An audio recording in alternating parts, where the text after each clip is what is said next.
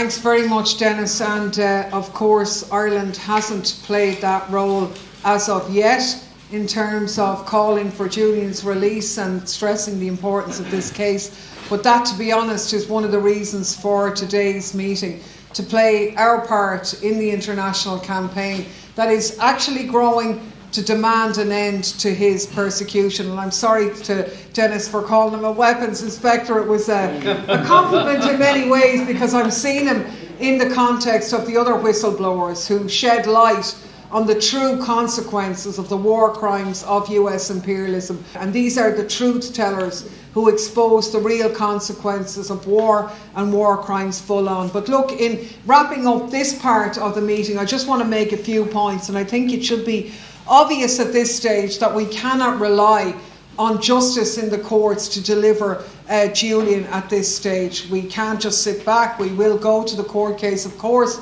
on Wednesday and Thursday, but really, actually, what's posed in front of us is a political battle. He won't be rescued by legal niceties, but by a political struggle. And I think in that, all of us can play a part, rather than sitting around and waiting for the courts. Ultimately, the way in which Julian will be freed or not is whether Joe Biden decides to drop the case. And he will only do that under pressure, because Mick is right, this case comes from Obama, Trump, Biden and so on. They have the gift to sort this by the writing of a pen or whatever, but we need to put them under pressure to do that. And Irish civil society and the political establishment can help in that. And I think Dennis is quite right.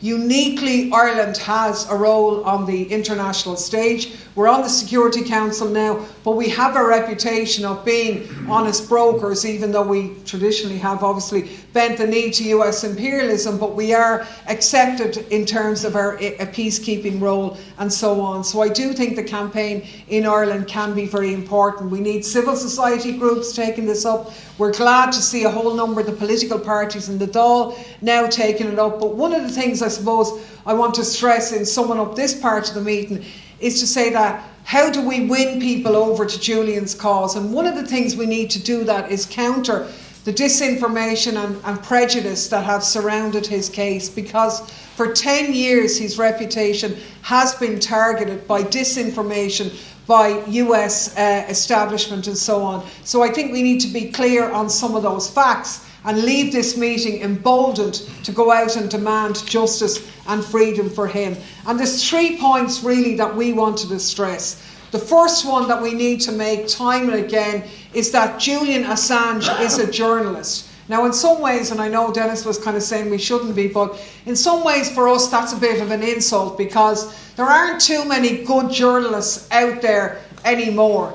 But Julian Assange is certainly one of them. And the reason why it's important to say that he's a journalist is that journalists are entitled to protection under international law to protect their sources. Freedom of the press is an ideology or a belief that people in the European Union say is sacred. We have to defend freedom of the press and so on. Well, let them put their money where their mouth is, because Julian Assange is a journalist. He's a member of the MEAA, that's the Media, Entertainment and Arts Alliance, Australia's union for journalists, recognised as a member by that organisation and by all international journalistic organisations who have confirmed his status as a journalist. The most prestigious civil society organisations in the world have also backed that. Reporters Without Borders, American Civil Liberties Union, the Committee to Protect Journalists, Freedom of the Press Foundation, the Index of Censorship, all of these organisations have unanimously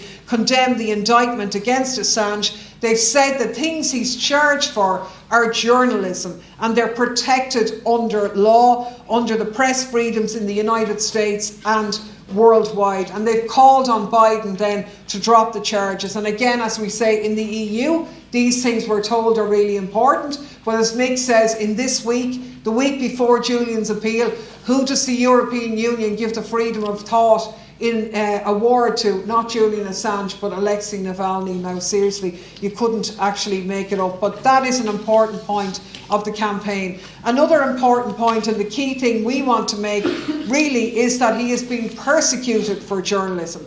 because there is confusion about what he's charged for, and there's been a concerted effort to sort of blur the lines on this, that it's something to do with Russiagate, with the fact that Hillary Clinton lost the election to Trump, or any of this nonsense, or somehow that it's about hacking, that it's not about journalism. It's not about any of these things at all. If you want to know what Julian Assange is being pursued for, read the US indictment. It's a public document, it's publicly available. He is being charged on 18 counts. There's nothing in it about Russia, there's nothing in it about anything else. All of it relates to the journalism that he carried out in 2010, exposing the wars in Afghanistan and the wars in Iraq, full stop.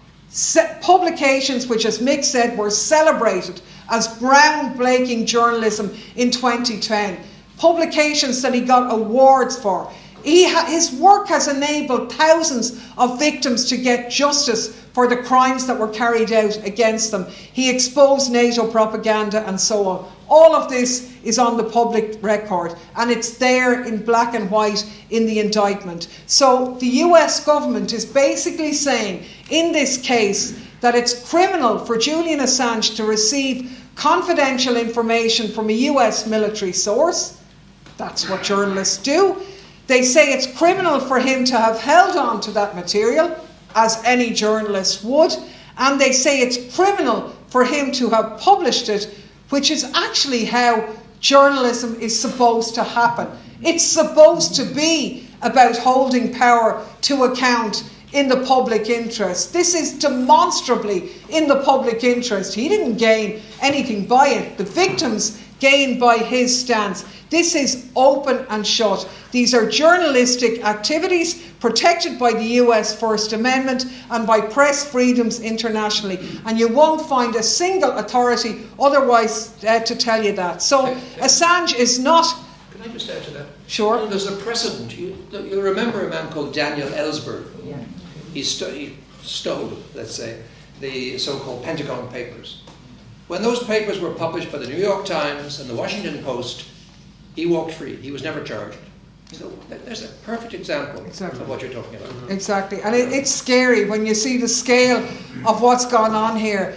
The silence of the establishment and the so-called press. So while we have, you know, all of the trade unions and the journalist trade unions and bodies support Assange, but do they really?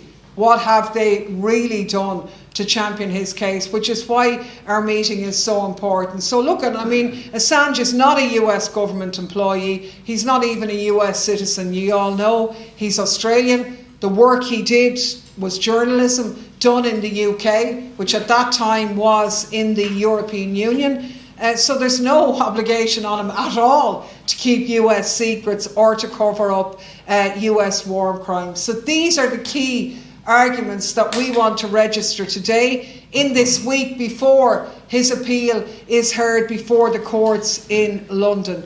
This is about punishing someone who more than anyone in our generation held power to account. It is the press freedom case of our generation, and while it's appalling that we have to be here, we are privileged actually that we've been the beneficiary of the information that Julian exposed, and we've been able to add to our knowledge and our campaigning work. So we owe him. There is a strong anti-war movement in Ireland. We are complicit in these crimes by the use of Shannon Airport as part of this. So we want people to go from this meeting emboldened to champion his cause, to get onto your politicians, to raise this case in the days and weeks to come, because sadly, when this case is over, if he loses, there'll be efforts to bring him to the United States. If he wins, there'll probably be more appeals. And as the lads have said, one way or another, this system is set up in a manner in which he is going to be confined to those appalling conditions in Belmarsh to continue while that legal process untangles its way, while his health continues to deteriorate and so on. So we owe him. And in breaking, and before I call people in, we do have, as part of the campaign before people go, we'd like you to take, there are tote bags there, take as many as you like, we'll consider it as an insult if we're left with any, which has Julian's phrase on it, which was so poignant. If wars can be started by lies, peace can be started by the truth, which is really what this meeting is about. So people should take them, wear them with pride. There are posters there, journalism is not a crime. There are stickers outside which you can take and put up on the poles as you walk home, or public toilets or wherever. Get that word out. Time is of the essence. And if people want to take, there is the book that myself and Mick brought out about our court case in Shannon, when we put the US military on trial when we were brought to court for breaking into Shannon Airport. The book of that court proceedings is there, but a third of that book deals with the WikiLeaks cables in relation to Ireland and our visit to see Julian when he was in the embassy only 1 year at that time in 2013. Who would have thought that almost 10 years down the road he would still be incarcerated? But again, that's featured in the book, and we do have, well, I think you have to pay for the book, but Eugene can deal with that. But the jackets there, we have jackets as well, which are free. People can take that too. But I'm going to wrap it up for this stage of the meeting, but we're a little bit over time.